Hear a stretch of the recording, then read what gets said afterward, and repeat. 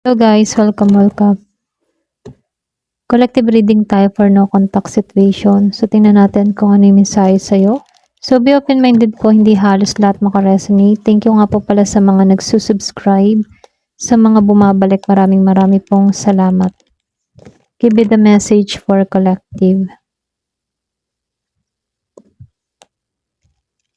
Ano yung mensahe sa'yo?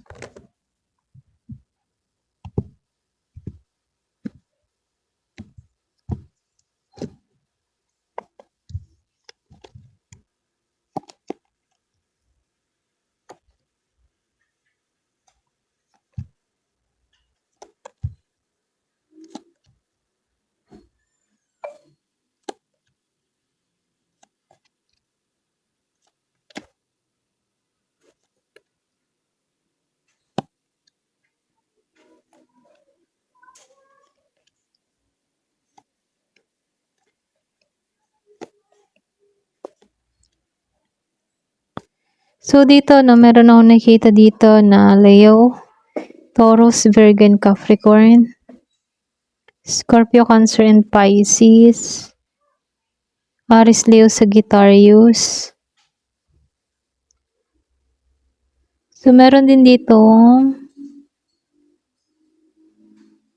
Gemini, Aquarius, and Libra.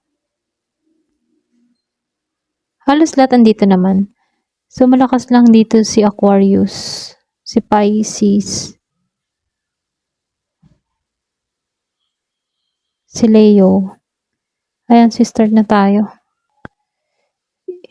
Yung iba sa inyo, habang tahimik ka dito, no? Or habang nasa no contact situation kayo ng tao na to, mas ano to, yung tipo na, mas lalo tong napapaisip or nabibigatan dito, no? Hindi man direkta to na pwedeng ikaw nagre-revenge ka dito na hindi mo na lang to kukontakin, ganyan, ano. Pero ramdam nila yung pagkawala ng access sa'yo eh. Okay? Kumbaga, pwedeng iba sa inyo, ito na lang yung higanti mo, yung hindi mo to kausapin, yung wala tong malalaman about sa'yo, bahala siya sa buhay niya, ganun. Yun yung pinaka mabigat mong revenge dito sa taong to.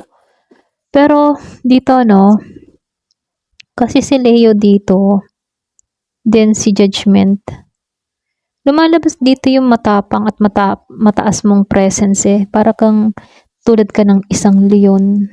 Matapang ka, kumbaga aware ka, focus ka. Kahit wala kang ginawa, nakikitaan ko dito, malakas yung impact mo.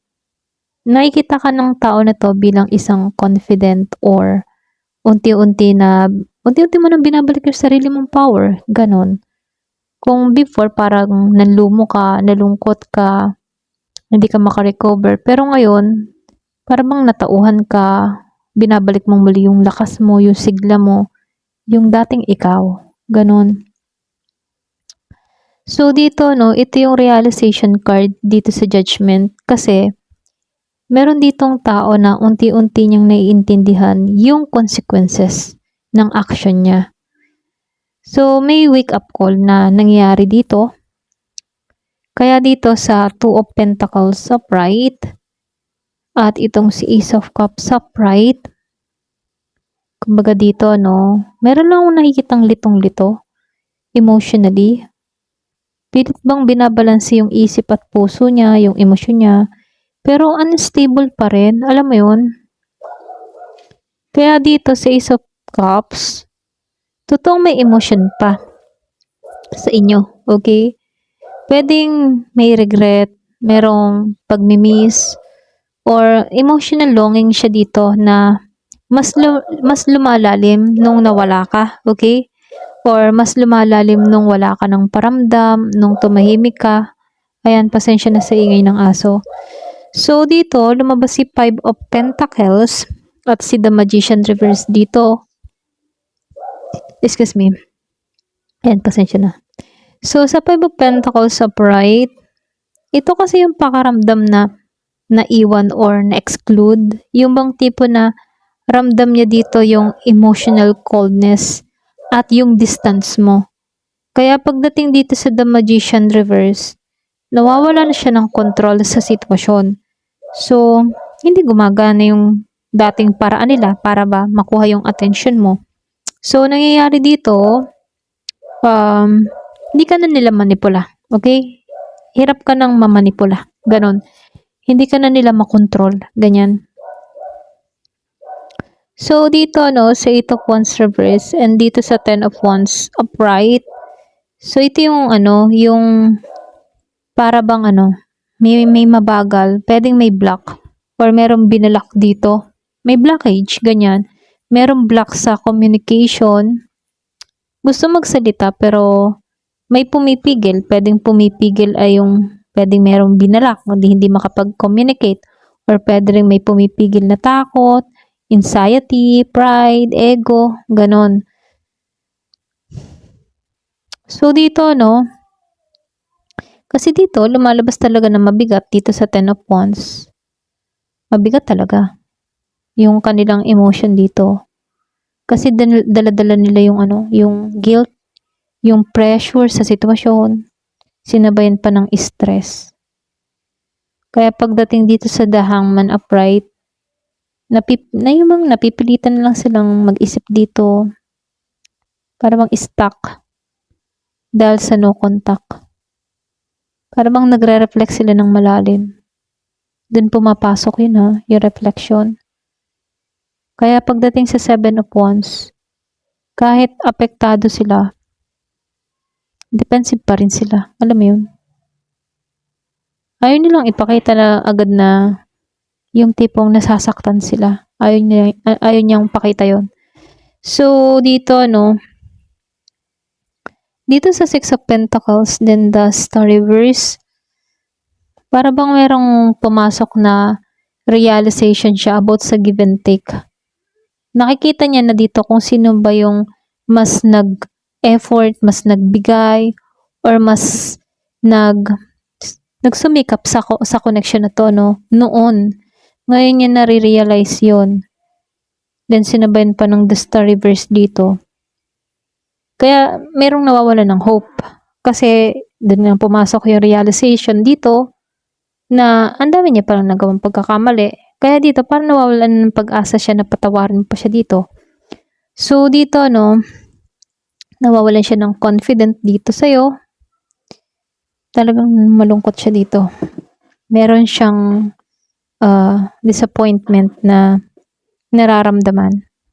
So, dito, lumabas si the High Priestess, 3 of Cups, Page of Cups, and the 5 of Swords. So, lumabas si High Priestess upright. Yung iba sa inyo, tahimik ka, pero powerful yung energy mo. Tahimik ka, pero kaya mo yung sarili mo. Hindi mo kailangan magsalita or magparamdam dito.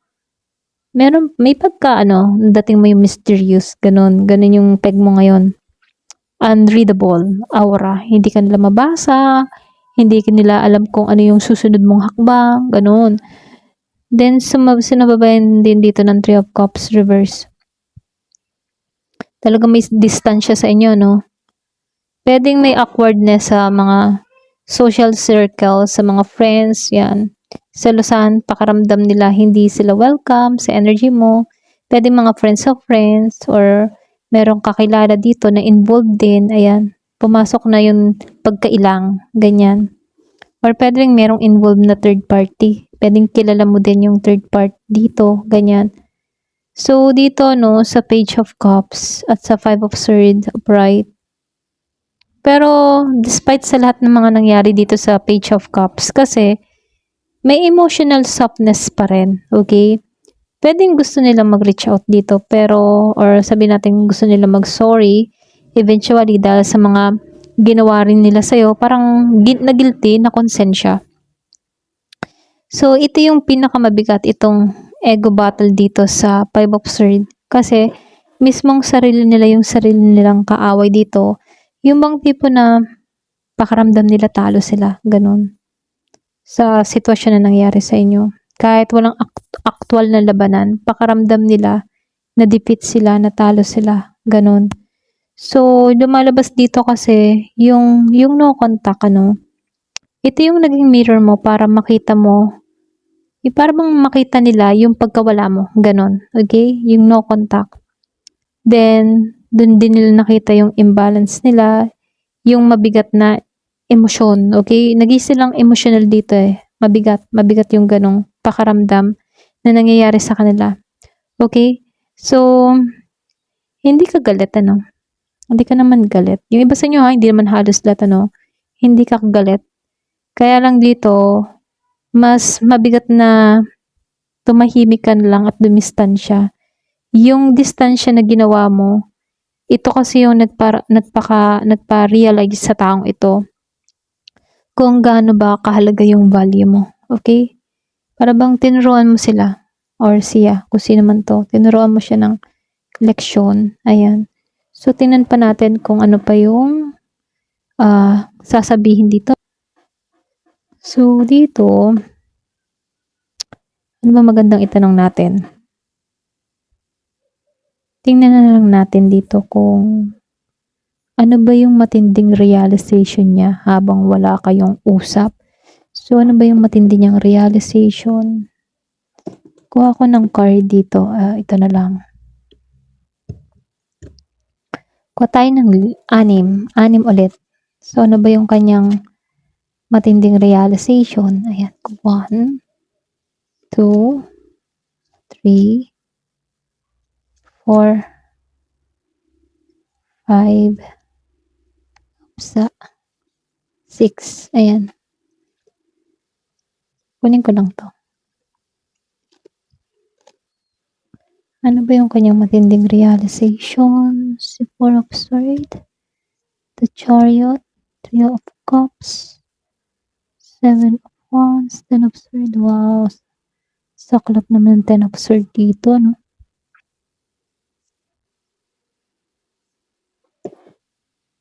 So, yung iba sa inyo, nakita ko dito yung 10-10. Okay, kung madalas makita yung 10-10. So, para to sa'yo, no? So, lumabas si 10 of Swords, 10 of Cups, reverse. Yung iba sa inyo, hindi mo lang alam, pero malalim yung impact nung dumistansya ka or nung nawala ka sa taong ito. Kasi, dun kasi pumasok yung realization na tapos na talaga yung cycle ninyo. At hindi siya basta makabalik sa'yo, okay? Or hindi niya basta maibalik yung tulad ng dati nung kayo pa dito. Yung bang tipo na ramdam niya yung sakit, ramdam niya dito yung ending, or yung consequences na nangyayari dito, okay? Para bang ramdam niya talaga, para bang bumalik din sa kanya. Kung ikaw nasaktan, ano, ngayon nasasaktan siya. So dito, no, naiisip niya dito na may nasira. Para bang hindi niya nasigurado yung future, kung posible pa bang mabuo. May realization na nanghihinayang siya, lalo-lalo na sa pagkawala mo. Kasi hindi niya ngayon maramdaman yung emotional fulfillment dito. Okay? Kasi gumuho lahat sa kanya eh. Dito sa 10 of Cups. Kaya dito sa 7 of Wands sa Pride, nakikita ka ng tao na to bilang isang matatag na tao ka. Hindi ka basta-basta nagpapapasok ulit sa buhay mo, no? Doon pumapasok yung realization na may wall ka na. Lalo-lalo na ngayon. Para bang alam niya dito na mahihirapan siya pumasok sa'yo kahit gustuhin pa niya. Kaya dito, sa 3 of Cups, despite sa lahat ng bigat dito sa 3 of Cups, ngayon kasi niya nare-realize na, alam mo yon, na ngayon niya na nakikita na naging masaya pala siya sa'yo, na magaan pala yung energy mo noon. Pwedeng namimiss niya yung connection nyo, yung usapan nyo before, yung comfort nyo sa isa't isa, yung closeness na meron kayo. Okay? Kasi dito, nakikita niya na tuloy-tuloy dito na sa Chariot, ano, yung tipo na nakikita ka niya na tuloy-tuloy ka sa direksyon na tinatahak mo. Nakikita ka niya na may direksyon ka, hindi ka na stagnant, meron siyang realization dito na kaya pala mong kontrolin yung sarili mo. Okay? Kasi yung iba sa inyo umalis ka kahit mahirap. Alam mo yun? So, nakikitaan ko lang din dito, tahimik to. Tahimik siyang nag-iisip. Tahimik siya nagpa-process dito sa Four of Swords. Hindi man siya vocal, mukhang malalim talaga yung reflection na nangyayari sa kanya ngayon. Pwedeng nagpapahinga muna siya emotionally. Pero hindi naman ibig sabihin wala siyang nararamdaman. Para bang nagmumuni-muni, nagninilay-nilay, ganun. So, yung pinakamabigat kasing realization ng taong ito, yung hindi niya ini-expect na kaya mong lumayo. Yun. Kala niya, mananatili ka sa kanya. Kala niya, hindi mo kayang wala siya. Okay? Para bang ikaw, pinanindigan mo talaga yung salita mo. Yung distansyang ginagawa mo. Habang tahimik ka, lalo niyang nakikita kung ano yung nawala. At kung gaano kalaki yung emotional space na inainiwan mo sa buhay ng taong ito. Okay? Ayun, ito lang nakikita ko. Ayan. Hanggang dito na lamang po. Thank you for watching. Love and peace.